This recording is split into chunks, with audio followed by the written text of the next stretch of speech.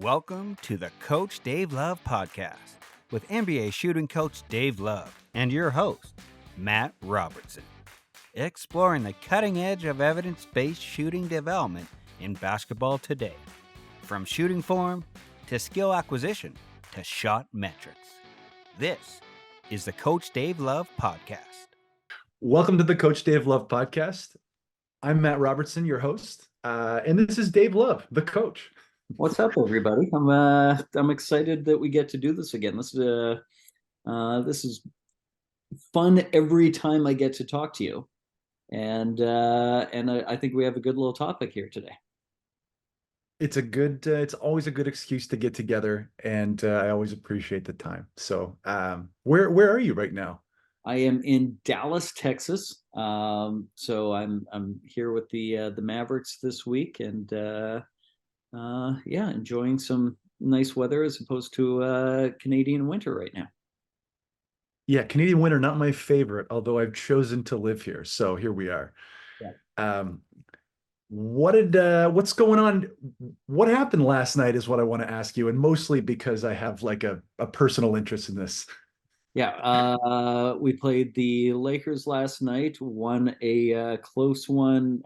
Dante Exum made a bunch of threes to help us eke out a victory. And while I wasn't with the Ignite also had a comeback victory. Matas made a game winner. I don't know if it was technically at the buzzer, but a little turnaround jumper to win that game. So Coach Dave Love was 2 for 2 last night, which was fun. Let's go. I want to just like quick pit stop on Dante Exum, because when he came into the league out of high school, I was so excited about him. And I know that things probably haven't gone quite as he hoped with the injuries and such, but it's so awesome to see him kind of getting some run, playing well, and having some moments that I kind of love that. Yeah, and super guy. Like it shouldn't really be a surprise when he's Australian, but like just a wonderful person as well as just about everybody in that continent seems to be. I was gonna say, you've done a bunch of travel and a bunch of coaching there, so you have more experience than I. But I know like 4 Aussies, and they're all incredible. Yeah, it's one of my favorite spots in the world to visit. I think I've been now 5 times over the last 7 years. So every year that there wasn't a global pandemic, since I think 2016, I've made a trip down to Australia to do some youth clinics. And as a Canadian, I love going down because it's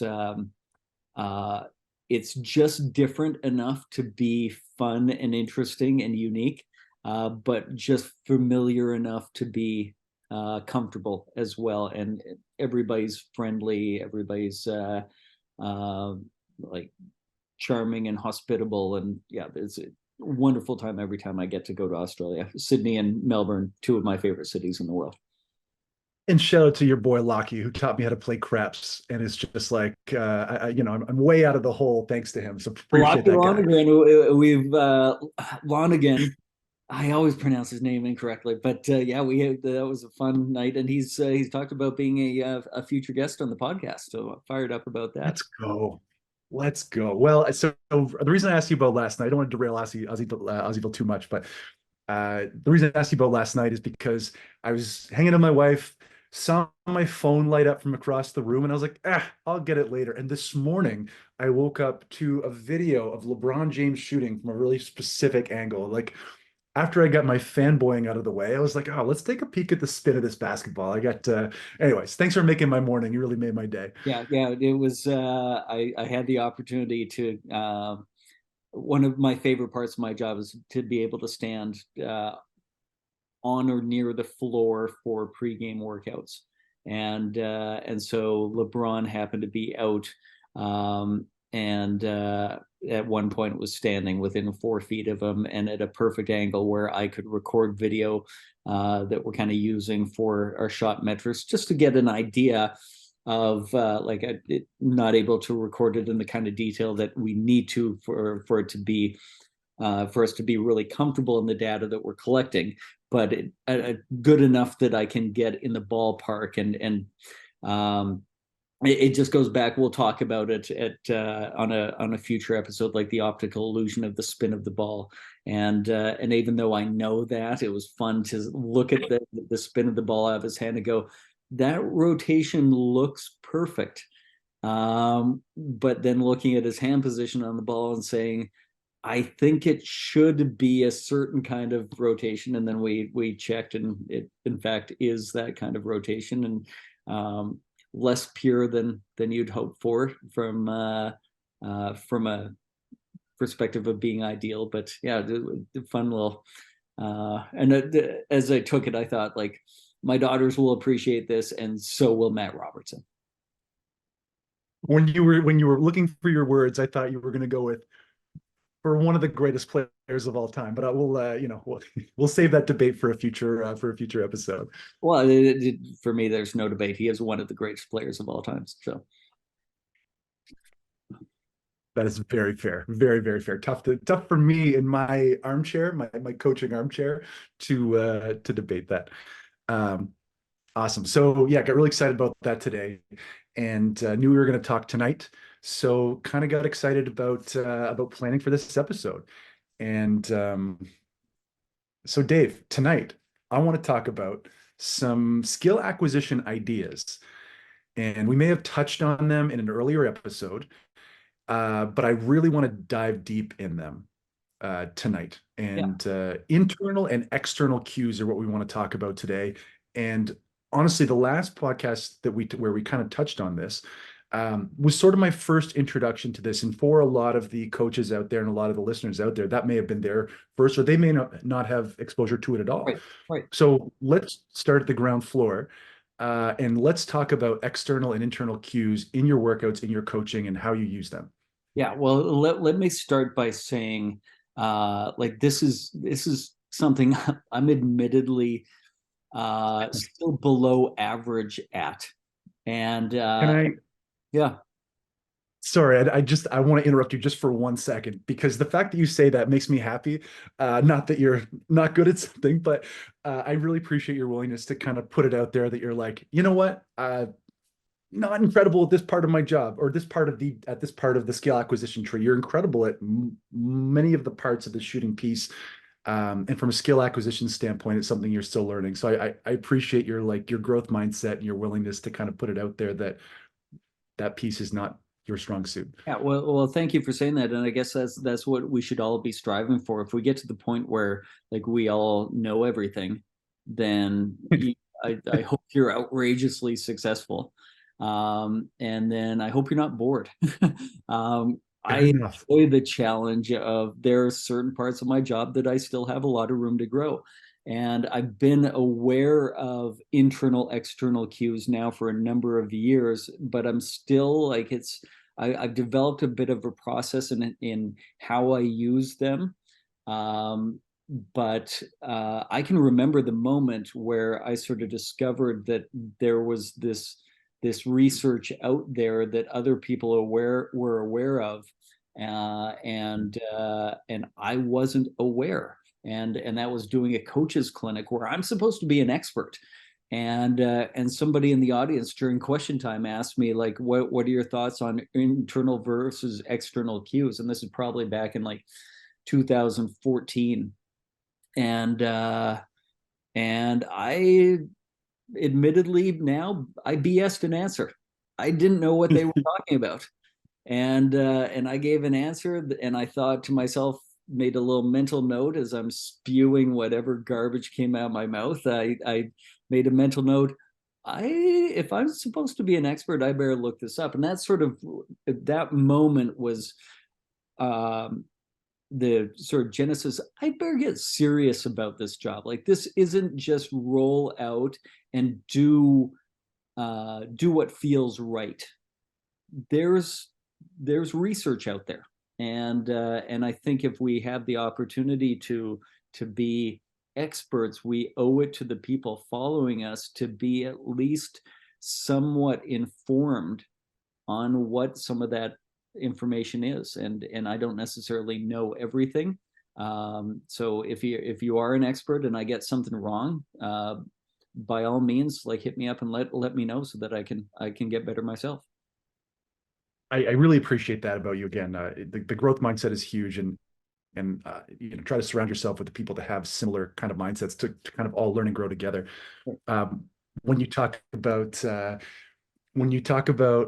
how you were doing things before, I mean, I watch all these Instagram guys that are teaching shooting, and it's a lot of like it's a lot of old school teaching and a lot of like this is the way we've always done it. And so when you're looking at this sort of new approach, I get excited about that, or newer approach. I get kind of really excited about that.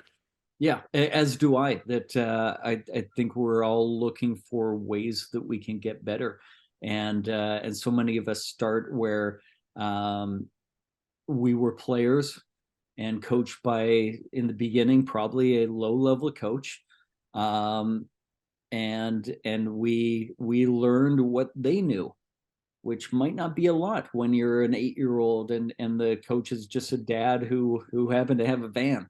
And hopefully we don't all graduate to a higher and higher level where we get experience to more and more coaches. And then sometimes the coaches that we get experience working with don't always have that growth mindset, and doing the research that could help them grow as a coach as well. Dave can attest, had a very unremarkable stretch of professional basketball early in my career, and had 4 or 5 different coaches, and most of them, despite the fact coaching at that level, with the exception of one who was incredible, not getting super quality coaching at that level. So just because you've graduated from low level basketball doesn't mean you're going to get incredible coaching. Right. Right. So you latch in. And if you were a head coach of Matt Robertson in his professional career, just assume that you were the one really good one. And we left the door open. That fragment is doing a ton of work in that story. Yeah, perfect. Hey basketball fans, Coach Dave Love here with an exclusive offer just for you, my personalized video shot analysis. Imagine having an NBA shooting coach analyze your shooting form, just like I do for the pros. That's exactly what you'll get with my video shot analysis. Here's how it works. You send me a video of your shot and I'll break it down frame by frame. I'll pinpoint your strengths and identify the areas of improvement and give you tailored advice to take your shot to the next level. You'll receive a comprehensive analysis designed just for you. Whether you're a beginner or an aspiring pro, my feedback will help you shoot with confidence and precision. It isn't just feedback, it's a game changer. With my video shot analysis, you're not just practicing, you're evolving, and every single shot counts. Ready to transform your game? Visit CoachDaveLove.com/store to learn more and get started. That's CoachDaveLove.com/store and look for video shot analysis. All right. So yeah, I was doing that coaches clinic and somebody said internal, external cues. And that night in my hotel, I had to go back and say, like, what were they talking about? And so what I realize, and I find this is common in a lot of people, we end up giving way too many internal cues. So I feel like, and correct me if I'm wrong, you are the host of the podcast, but I think we should start by defining, what are internal and what are external cues. What I was going to say is maybe we should, no, I'm just kidding. That'd be a great idea. Please start by explaining internal, external cues, and then give me an example of the same sort of thing from each perspective. So an example of something you would teach done from an internal cue perspective and an external view or external cue perspective, so we can kind of compare them. Does that make sense? So yeah, internal cues are advice that we give that pertains to the player's body, and it brings their focus to their body and how it's moving. And there's a bunch of research that shows those cues aren't necessarily retained very well or leading to application of the habit that we say we're working on into a game environment.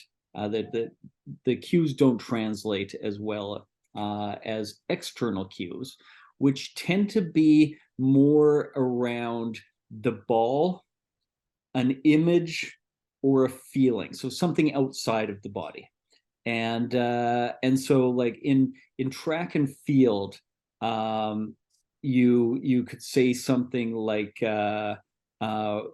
drive your knee up out of the block. Like, I'm not a track and field coach, I'm sort of making this up, but drive your knee up out of the starting block.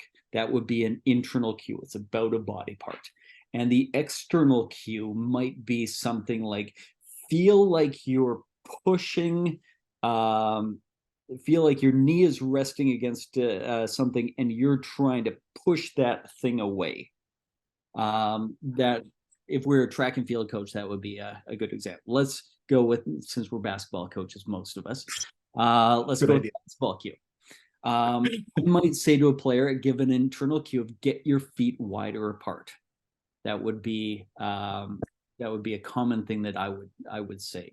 And the external version of that would be something like feel like you're growing your tree and you're growing roots into the ground. The roots don't go straight down. The roots grow out and away. And so plant your roots. That kind of imagery or bringing focus outside of the body, especially when it's a compound movement with multiple body parts working in sequence together, the external cues tend to translate better than internal cues. Fascinating. And I'm just thinking about my own experience in playing, and that's a lot of years kind of going through, but very seldom did people use that kind of feedback and that kind of teaching in my development. And there, again, just in thinking about it right now, feels like a lot of value there. Yeah. And again, I used probably 95% internal cues before I became aware that, I was trying to change how their body moved. So I talked about how their body moved. And then since then, I think I've improved. And while the research shows external cues are better and transfer better, what I try and pull out of that is that doesn't mean internal cues are bad. I do intentionally still use a lot of internal cues as my starting point. And so I've developed a little bit of a process around how I cue athletes. And I think there's a fella out there, Nick Winkelman, who has a book, The Language of Coaching, I believe it's called. Nick Winkelman, if you look up and just put language and coaching, I think you'll find it very quickly in your Google search. But excellent book, and he's done a lot of research around this sort of thing. My process usually starts with an internal cue. I'll identify a habit that I feel like a player needs to work on, and in describing why they need to work on it, why it's important, and how to improve it, those are probably all internal cues, and that's my starting point. Then I transition into an external cue that makes sense to my brain. Okay, I'm the one who has this information, and I'm trying to give it to a player. So the only thing I know is how it makes sense to me, and I'm hoping that they can make sense of that as well. And so the transition is from an internal cue to an external cue that makes sense to Coach Dave Love's brain. Then I'll give the player a little bit of time, and while that's happening, I'll start mining for an external cue that makes sense to the player's brain. Is that something that is an interest of theirs, or something that pertains to their sort of their own, the person that they are, that they're like an external cue that might make sense for them? It could be anything, and that's kind of what the joy of my job is. You could have two players working on exactly the same habit in exactly the same way, and their external cues that they come up with might be completely different, where to the point where if you had both those players describe their cues, they wouldn't know what the other one is talking about. Like the part of my job that I love is developing this weird little language between me and the player and I. Which one? Between me. Yeah, between me and the player. Sorry, I always get caught up on Between that. two ferns. Yeah. And then trying to figure out like having that little language and then having outsiders have no idea what the heck we're talking about. And we'll go into some of those later on in the episode about specifically what have different players, what have their cues become. But it can vary dramatically from player to player. Hey there, basketball fans. Coach Dave Love here with an exciting opportunity to revolutionize your shooting game. Introducing my exclusive shot development systems, Pure Release, Consistency and Balance, and Fluidity and Arc. Each system is designed to target key aspects of your shooting technique, transforming you into a more effective player on the court. Pure Release focuses on perfecting your shot release. Consistency and Balance enhances your stability and accuracy, and Fluidity and Arc works on your ball path and trajectory of your shot. Find out the drills and progressions that I use with my NBA players to improve these important habits. Can't decide which one to choose? No worries, grab the bundle and get all 3 systems at a fantastic value. It's a complete package to elevate every part of your shooting game. And there's a special deal for all my podcast listeners. Use the promo code PODCAST20 at checkout to save 20% on any of the shot development systems. Don't miss this chance to train like the pros. Visit CoachDaveLove.com/store and take your first step towards shooting success. That's CoachDaveLove.com/store. It is very funny, and I'm going to reference my wife in golf here. 2 things that I love, of course. Thank you very much. But I was teaching my wife how to play golf, and she was really struggling with just like the rigidity and holding the club super tight. And she loves the Olympics. And one of the like prevailing things, especially in track and field, since we are such huge track and field people, of course, is they always talk about how relaxed these people are. And so they're like sprinting full out, and yet they're still relaxed. And so for some reason, when I'm teaching her to play golf, my brain connected those 2 ideas, and I was like, oh, like Andre DeGrasse, like he's so relaxed, even though he's working so hard. And for her, that just triggered and made sense to her. And her swing is quite nice at this point. But yeah, she always says, like, I wish I had a USB key that I could make you feel what I'm feeling right now, because that's the easiest way to teach, right? Right. Yeah, and that it comes as no surprise that she had a rigid golf swing after the now infamous high five between her and I. I don't even know if we should talk about this. Let's take a quick 30 second. Let's take a quick timeout. We're going to take a 20-second timeout on B's high five. We went for dinner a number of years ago, and first or second time meeting B. I think it was second time, and there was something that happened that warranted a high five between her and I. Something exciting enough that a high five was necessary. And she put up the most rigid, militaristic hand and is probably my favorite reaction, or top 2 or 3 anyways, that I've had that made me laugh. And thankfully you laughed as well, where as the second she put up her hand, I reacted with, whoa, you're coming in too hot. And this is now exactly right. That's exactly what you said. And it's now become an ongoing joke that whoa, you're coming in too hot. Every time we see each other, and so now we've got literally dozens of listeners who are in on that joke, and I feel like maybe that's going to become an ongoing thing in the podcast. How much do we need to digress? I feel like a lot. Scores table just buzzed. We're back in the game. Internal, external cues. We talked about what makes sense for that player. Well, actually, here's a good segue. Let's talk about how not to use these like how not what are bad cues? Give me some examples of bad cues. Yeah, the first thing that we don't want to do, we don't want to talk about what.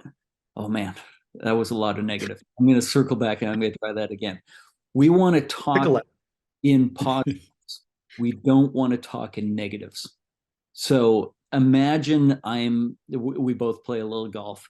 Imagine I'm caddying for you. You get onto the tee box and you're looking at we're talking about what club to hit and where the wind is going. And then the last thing I say to you as you approach it and address the ball is, don't hit it in the water. What you're probably going to do? You're probably going to hit it in the water because I put the idea in your brain. We don't want to talk about what not to do. We do want to talk about what to do. And so that'll be the first thing is like, don't give advice about what not to do. Like that's not helpful. Give advice about what to do. And then the other advice about cueing, the common mistake that not necessarily internal or external cue ideas, but just a mistake that I see is we tend to cue to the effect rather than the cause. And so there's cause and effect in a lot of things within shooting. One habit will cause another, and we can't try and fix the second one without trying to fix the first. So for example, because I know I see that little motion, I know you're going to ask me, like, can you give me an example of that, Dave? Yes, I can, and I'm about to.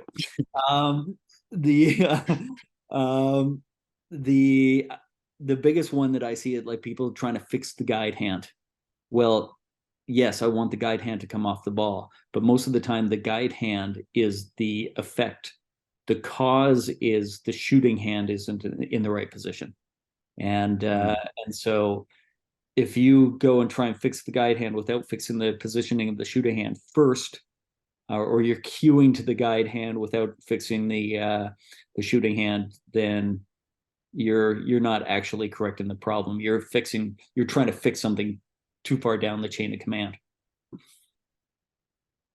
So when you talk about cues for effect, not the cause, you're talking about you're out of sort of the negative cueing. You're not saying don't miss left. You're talking about a separate idea where it's like focus on the one thing that we need to fix first and not bridging out too far beyond that. Yeah, or just clarify. Yeah, correct on the first part that it's different than positive or negative cueing. To put it another way, what's another way that I can put it? If A is causing B, don't try and fix B, or don't cue to B, fix A. Love it. And like I never talk about the one thing I never talk about that I hear coaches talking about all the time is the follow through. I rarely cue to a follow through because the problem causing a bad follow through is usually being out of position at the set point. So I'm fixing the set point. I'm talking a lot about that, and because of that, I never have to talk about the follow through. You kind of took a little wind out of my sails here because I have a question later on that I want to ask, but let's do it now. What's your bingo card for like internal cues that you kind of get annoyed by that people use, and then some things they could use instead? So like maybe old school way of thinking, as opposed to and what you would do instead. So probably the most common advice in shooting is get your elbow in. And it's something another thing that I rarely talk about is getting the elbow in, not because I don't think it matters, but I don't think it exactly hits on what does matter. Plus it's an internal cue. So instead of talking about the elbow, what I think we should be talking about is the hand position on the basketball, and specifically the angle of the index finger. And they are related. That if you're watching on YouTube, and this will be a plug, like if you're listening to the podcast, the video form is on YouTube, and this might be a great opportunity for you to jump over and kind of watch what we're talking about so that you can get this reference. But if my elbow is out, my index finger, which I think is the most important part of your shooting motion, will be across the target line. The target line is the imaginary line between you and the hoop. Okay. By getting your elbow in, you also change the angle of the finger. And if this is my target line, I've got my elbow in, and now my finger is parallel to that target line. I can overdo that like Michael Kidd-Gilchrist did and get my finger across the target line by getting my elbow in too much. I rarely talk about the elbow because the elbow is not touching the basketball. I talk about the finger. So I will use the elbow as a reference point, as a cue at times, but it's the finger that I'm worried about. So what I would say, because it's an internal cue, if I want to make it an external cue, then the first thing that like I'll jump to is, at the set point, feel like you're sort of carrying a tray of drinks over to your waiter, and you're carrying a tray of drinks above your head. That would be an example of taking an an internal cue and making it external. Do you want me to keep going? I've got I do, but quick sidebar on that. Like, just as a fun aside for me, and for the people out there. Oh, we're gonna say something? No, go. No.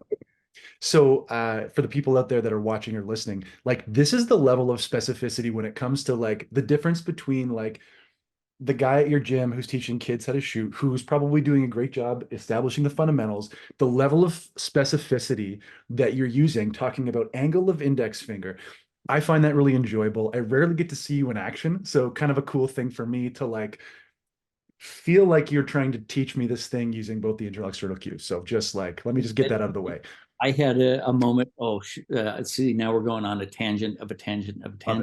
But yeah, I had the same sort of moment when I was a teenager, and I was learning from the guy who's now my mentor, and I'll keep his name private because he's a kind of private guy. But yeah, my dad was a high school coach, and I grew up with beef, like we all sort of did. And then all of a sudden, my mentor is giving me advice, and it's like, holy crap. The level of detail that he went into was beyond comprehension for my 15-year-old brain. But the inspiration of me being here now. So I absolutely love it. It's so fun to see, and it's kind of cool to have seen over the last like decade of us know each other. I saw you teach the kids camps, yeah. And you've been developing your style of teaching to the like. You had your set of steps that you were teaching. You condensed that into a more, I think, external cue focused way of teaching. And anyway, it's been a delight to watch your development. So not to pump your tires too much, but let's get back to, do you have anything else on your bingo card that you're like, oh, that's an internal cue that I kind of don't like, and this is how I'd like people to teach that instead, or to reference it? Yeah, common advice number 2 that you hear from coaches: bend your legs. Necessary, but internal cue. And when we start to talk about a multi-body part or a compound movement like shooting a basketball, bringing too much attention to one body part can pull the player out of sequence. And so we want to try and make it an external cue. And what you can say instead of bend your legs would be load up like a spring. Imagine you're a spring, and then somebody has pushed you down, and you're generating power, and then let that spring it. It's a little joke. Spring. And like giving attention in that way. We talked about this. Was it earlier in the episode about like get your feet wider apart, grow roots into the ground. Imagine your tree and grow roots into the ground. Would be the example of an internal cue that we can make external, and then get your guide hand off the ball is one that quite honestly I kind of struggle with still. Like, how do we teach get the guide hand off the ball? And I'll just say, like, simplify or feel like you're getting ready. One of the players that I worked with early on in my career said, be ready to karate chop down on the imaginary block of wood at the end of the release. And while not necessarily a great cue, like it starts to bring the attention outside of the body a little bit. So great, also great segue into something I wanted to ask. Like, do you have a favorite? And I don't know if you want to mention the player or not, but do you have a favorite sort of external cue that you developed with one of these players that's just, it's a funny thing, but also super effective for them? Yeah, we could go through a bit of a list of players and what they've what they worked on and the language that we kind of used. So Tristan Thompson, one of my favorite players to work with, just because he's a generally happy, funny guy.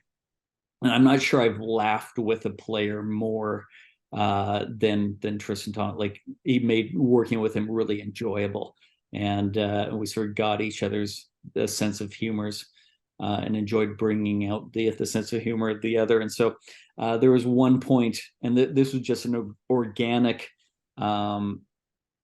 comment that he made that became an internal or an external cue that I would give. We're setting up at the free throw line, and I was trying to get him into a certain position. And he says, as he gets into the position, I feel like I look like Grant Hill.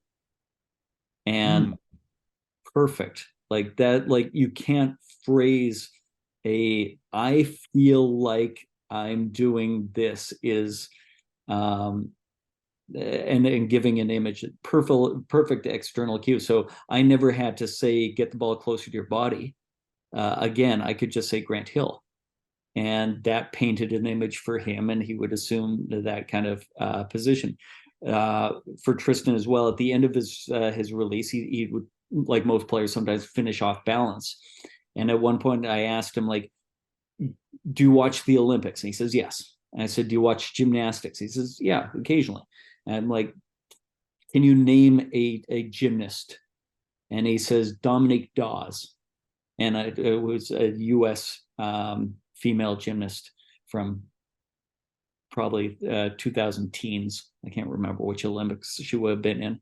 But I said, I want you to finish your shot in the basketball version of a gymnast finishing their routine.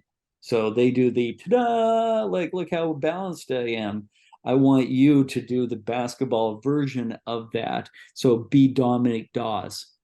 And that became a cue. And we had a host of different, like, little words that only he and I knew what they meant, but they were about a specific habit. Wesley Awundu, who I worked with the Orlando Magic, he had a habit of bringing the ball back over top of his head.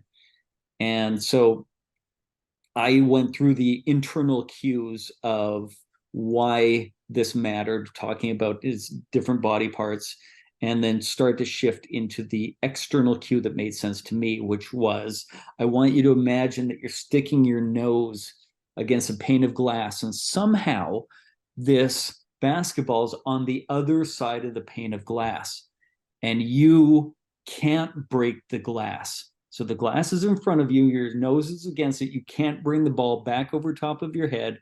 That will break the glass. You've got to keep the ball on the other side of the glass. And after 10 shots, so that's the external cue that made sense in my brain. And then he starts to shoot the ball and is actually executing this really well for somebody who's done it now 10 times. And I switched around and I tried to ask a probing question to get him to tell me to phrase it in an external cue. I said, how are you making that happen? Like, what are you imagining? I said, pane of glass. What are you doing? He says, it's not a pane of glass. It's a force field. And the force field is pushing the ball away. And so we never talked about the pane of glass again from that moment on, because that's what made sense to my brain.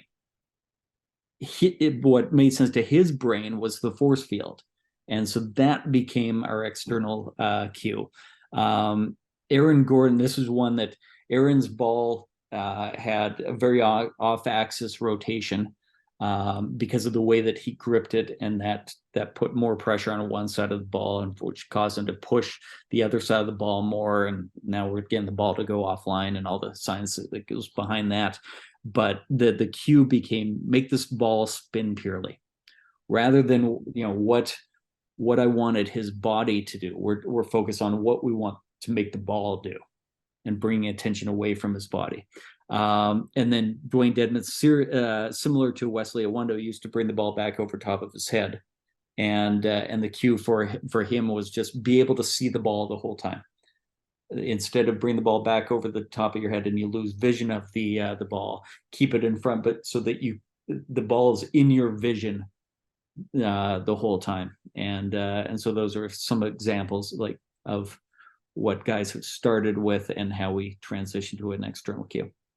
Hey there, basketball fans. I'm NBA shooting coach Dave Love, and I've got exciting news just for you. Introducing my exclusive, free basketball shooting newsletter.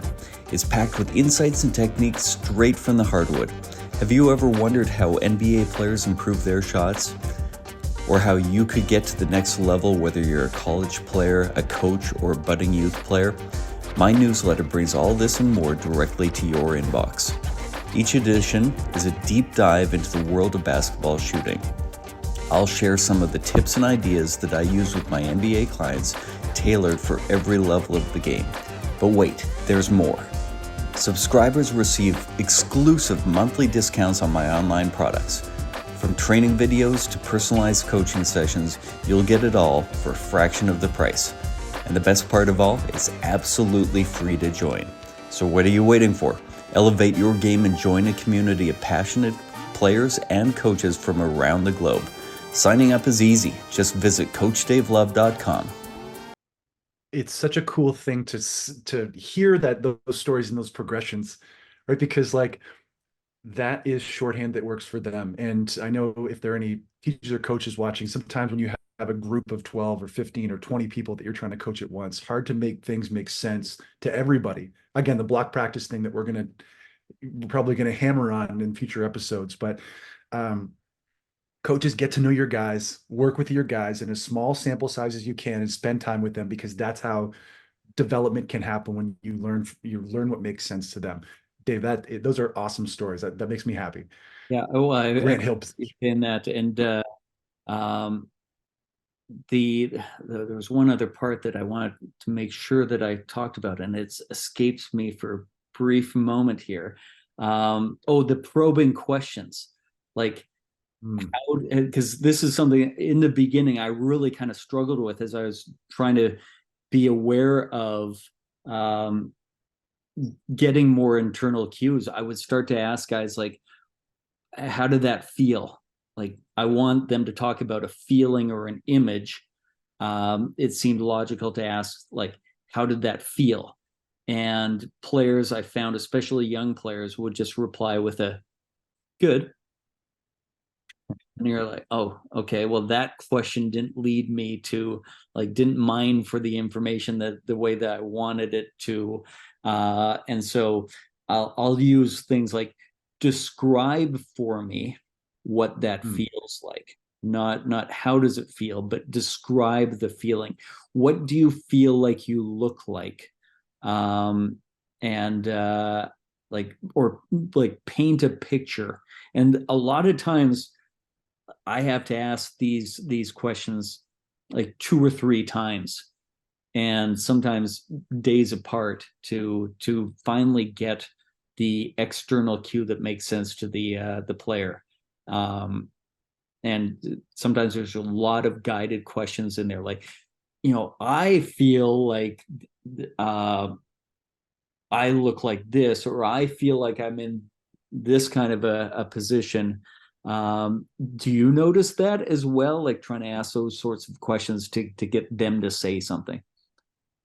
So for me as a coach, what I get sometimes, and this is a good opportunity for me to learn, when I'm working with a guy on changing sometimes a small thing, sometimes a little larger in their jump shot, their million hours of repetitions, their million reps in the summertime, and some good reps, some bad reps, whatever. making that change often, the response that I get when I ask questions and try to lead them a little bit or ask probing questions, I feel uncomfortable. Like, what is your response when a player's like, oh, that's uncomfortable? Like, what's your look at that?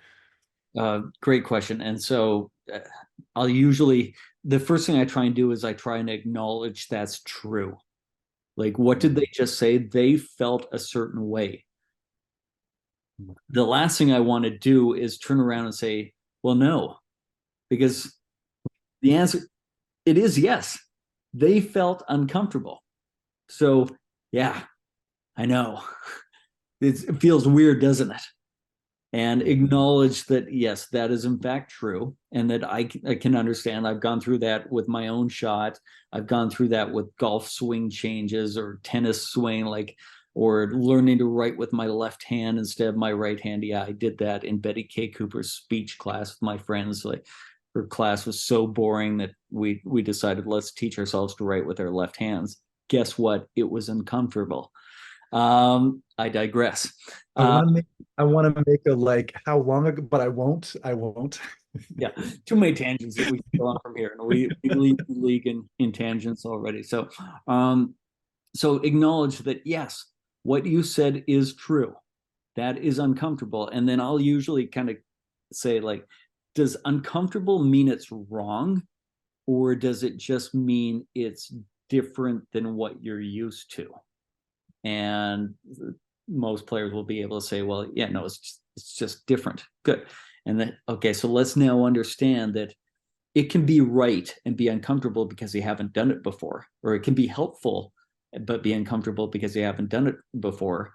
And then it can be comfortable and working against you because you have done it a lot. Well, how are we going to make the thing that is uncomfortable or is comfortable but working against you? How are we going to change that? We're going to change it by doing the thing that's uncomfortable often enough to make it comfortable.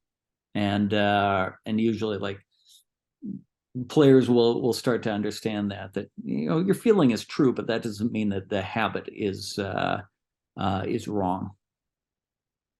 Follow-up question. How do you approach it so you do this work, you establish, yes, it's uncomfortable, but doesn't mean it's wrong. This is sort of what you need to do. And then 12 minutes later, you see them go into a drill and immediately it all goes out the window. Like, what does that mean for you? And what does that mean for your approach with that player? Well, I think the common mistake that I see, especially young coaches or more inexperienced coaches making, is the assumption that our words will immediately get action, that me telling you what to do is immediately going to change your habit. And it's not. Our words are not magical. Our words don't actually accomplish that much. And so we have to realize that building habits takes time, and we have to be patient with that. And so when a player goes through workout number one, where we identify what we're working on and we do some a simple block practice to try and get comfortable and feel the new feeling, that habit's not in place. No matter how good that first workout goes, how much progress they make, that habit is not in place. So if they get into a game environment, they're probably going to go back to their old habit. And I make sure not to execute this correctly after the first workout is my goal. That's not going to happen. My goal instead is, okay, we worked in this kind of environment. You did really, really well, but you haven't built the habit yet. You're now going to go practice in a scrimmage, and you're probably going to go back to your old habit. No problem with that. My goal for you on today is just to remember, like on this day one, just remember to think about it. Just remember to try. Even if you don't try successfully, like, just remember to have your brain turned on, going, this is an opportunity for me to be aware. And then on day two, maybe it's like, remember to try and do it unsuccessfully Day 3 might be remember to try, do it successfully, but miss. And then slowly you're remembering to try doing it successfully and getting a make. That it doesn't happen in one day just because we thought we did an excellent job of coaching. I really like that. Your mental progression is a spectrum. It's recognition, and then recognition with some change, recognition with a lot of change, and then recognition, all the change, and then no recognition needed because you're doing the habit. But it's a spectrum, and it doesn't takes more than one workout. Although I like to think that I just teach it so well that it just like it really clicks right away, right? That'd be nice. But so no, I really appreciate that. Thank you. As we kind of wrap up, and I want to kind of continue on that track a little bit for the coaches out there listening, whatever level they may be at. What are like the few takeaways of this that you really want to cement with them? Like if you got nothing else from this 40 whatever minutes, please try to do these things with your players. Understand that you can start with an internal cue to explain. You can transition to an external cue that makes sense to you, but then be asking questions towards the player to find the external cue that makes sense to them, and circle back to that often. Ask questions like, describe to me what that feels like, and try and get them to talk about the feeling or the imagery created or an analogy that makes sense, as opposed to the movement of a body part. I really like that. I really like that a lot. Coach Dave Love, you're a beauty. Thank you very much for your time. I know I've learned tonight. I hope everybody else has as well. And I always appreciate the time we get to hang out and chat. All right. I look forward to the next one. Always a good time, Matt.